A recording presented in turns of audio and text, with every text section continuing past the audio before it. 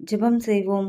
பரலோக பிதாவே, இந்த புதிய நாளுக்காக உமக்கு நன்றி செலுத்துகிறோம். ஏசப்பா, இன்றைய நாளில் நீர் அத்தி மரத்தை சபித்த நிகழ்வை நினைவு கூறுகிறோம். வெளிப்படையாக நல்லவர்களாக தோன்றியும் உள்ளத்தில் உண்மையாக பலன் இல்லாதவர்களாக அத்தி மரத்தைப் போல நாங்கள் இராதபடிக்கு எங்களை காத்தருளும்.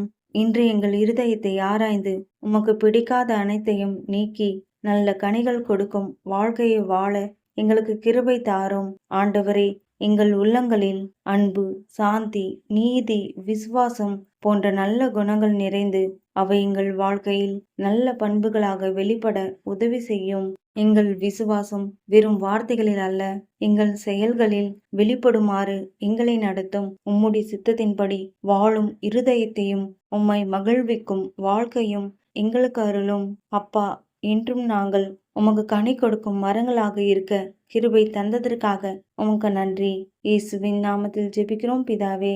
ஆமீன்.